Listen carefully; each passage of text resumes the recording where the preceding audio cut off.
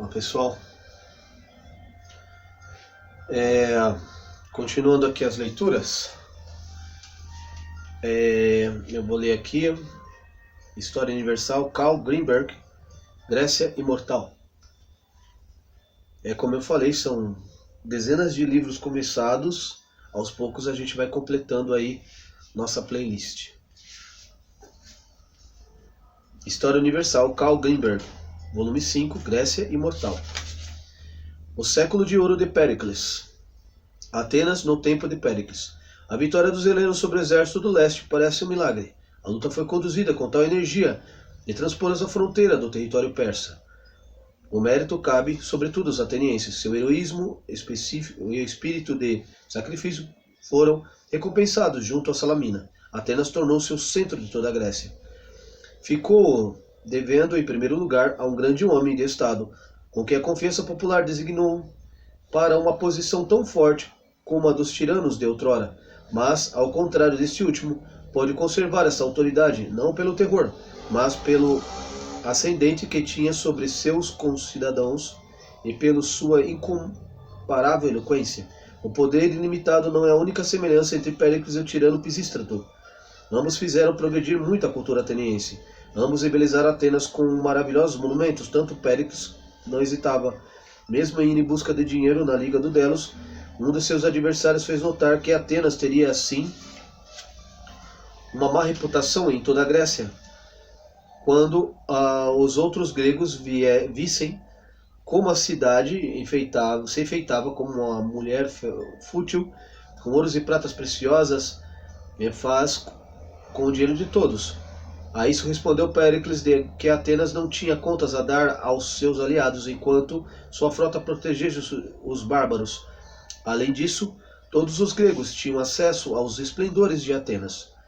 Na época de Péricles e o século de ouro da Grécia Antiga, a arte da tragédia floresceu nas obras de Ésquilo, Sófocles e Eurípides, obra-prima que nenhum século e nenhum povo conseguiram igualar.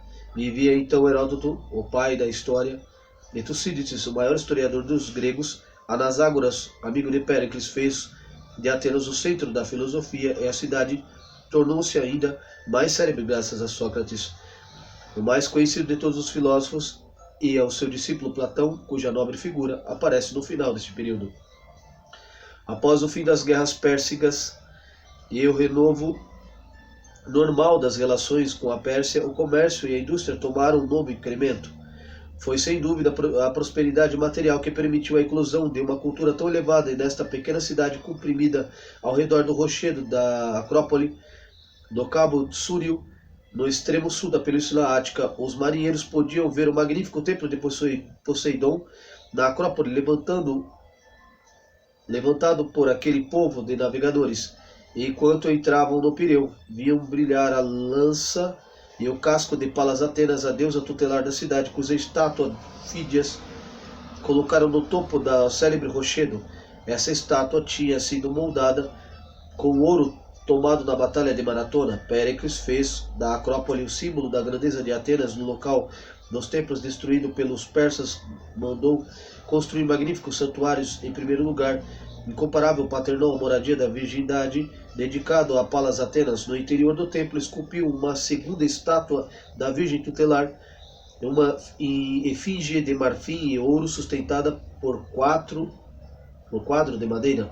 O historiador Plutarco, que 5 séculos depois pôde contemplar o monumento da Acrópole ainda no seu esplendor, não encontrou palavras para exprimir sua admiração perante a beleza dos pormenores, a expressividade, a nobreza de suas linhas, as harmoniosas proporções e conjunto. Cada artista fez quanto pôde para executar com perfeição o trabalho que lhes era atribuído, disse Plutarco. Depois desse período, 2 milênios que passaram deixaram seus traços nesta obra de arte, mas o visitante moderno ainda tem, como Plutarco, a mesma impressão de eterna juventude. Sentimos elevados transparência com um éter deslumbrante para empregar a expressão de um coro de Eurípides. Nestes Estes monumentos são destinados aos deuses, mas também enobrecem pela sua sublime pureza os homens que criaram. Péricles pretendia que, sob sua direção, Atenas ensinasse a beleza a todo o mundo grego. Acaso alguma vez se sentiu em toda a história do mundo uma civilização que desenvolveu-se tão rapidamente como a grega durante o século V antes da nossa era? Numa cidade com cerca de 25 mil cidadãos livres,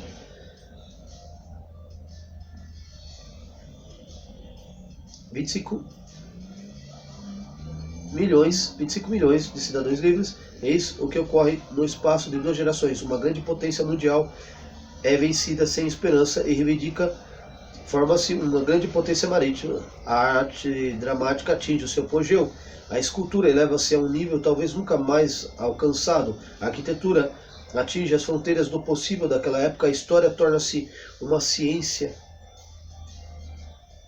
e nasce um sistema de pensamento filosófico com o qual a nossa geração ainda é gratamente discípula. Uma família ateniense desta época podia conhecer pessoalmente pessoas como Milcíades, Temístocle, Péricles, Ésquilo, Sófocles, Eurípides, Fídias, Anaxágora, Sócrates, Heródoto e Tucídides.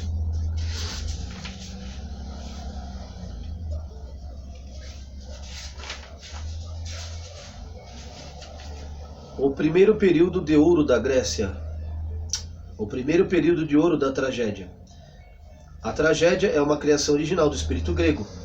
E nenhum outro povo da antiguidade produziu obras deste gênero. Ésquilo, Sófocles e Eurípides, a lenda popular, gosta sempre de encontrar pontos de apoio. A tradição ligou os nomes dos 3 grandes dramaturgos da Grécia, as grandes proezas dos helenos, quando estes venceram em Salamina. Sófocles foi ainda rapaz, teria conduzido à festa de vitória o coro de jovens que cantavam o heroísmo dos combatentes. Eurípides teria nascido no próprio dia da Batalha de Salamina. Tudo isso se passava, portanto, em 480. As personagens dramáticas de Ésquilo têm alguma coisa da severa simplicidade da arte grega.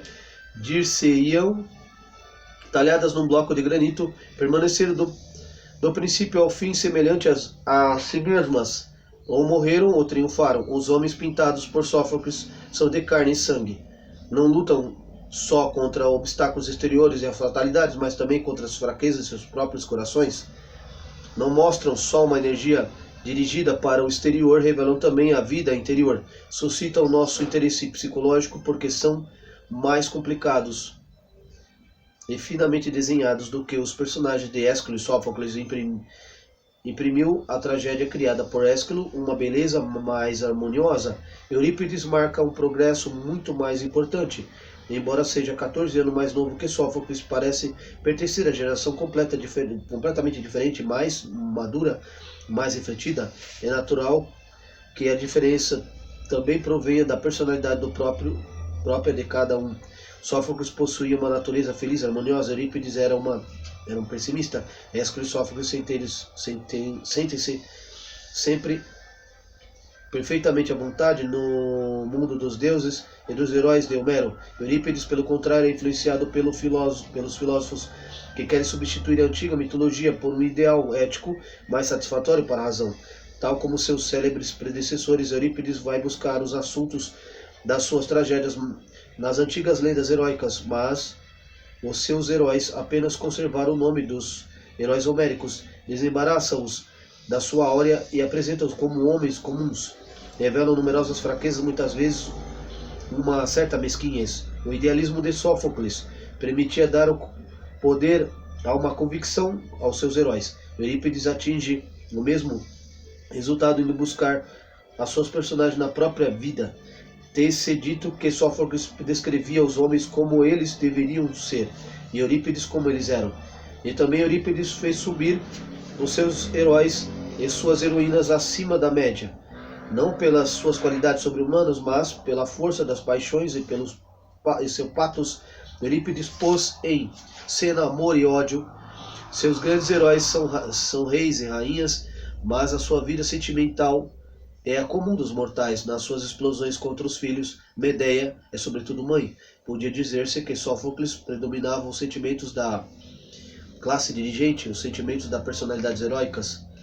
Eurípides, pois, de parte a orgulhosa grandeza da tragédia e deixa falar dos sentimentos primitivos próprios de cada um indivíduo, seja elevada ou não na sua origem. A força de Eurípides reside no seu grande talento de psicólogo. Penetrou no coração humano muito mais profundo do que seus predecessores. Ele próprio foi uma natureza atormentada. Suas peças produzem pela sua desarmonia um efeito dramático mais violento do que a harmoniosa poesia de Sófocles. Eurípides é muito mais realista do que Ésquilo e Sófocles, mas seu realismo mostra muitas vezes um temperamento idealista. Nas línguas clássicas não existe protesto mais ardente contra os horrores da guerra do que seu drama As Troianas.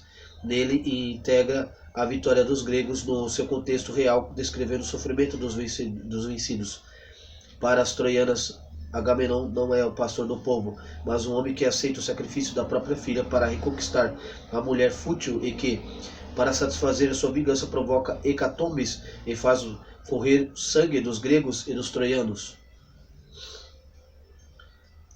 O grande interesse psicológico de Eurípides, sua inclinação para refletir nos problemas de sua época, vale-lhe o título de filósofo do teatro, título de glória, mas também do ponto fraco de sua obra: introduzir problemas e temas modernos nos mitos antigos e verter vinho novo em odres velhos. Por isso, as tragédias de Eurípides são muito menos homenageadas do que as dos seus predecessores. Em sua composição não mostra uma unidade tão rígida. Em compensação, Eurípides mostra-nos que o homem da rua podia levar uma vida tão interessante como os heróis lendários, os reis e as rainhas dos tempos passados. Na expressão do Prof. Van den Bruijn, Eurípides está para Ésquilo e Sófocles como Racine pelo coração e Molière na amargura, então para Corneille e Shakespeare. Parei na página 11.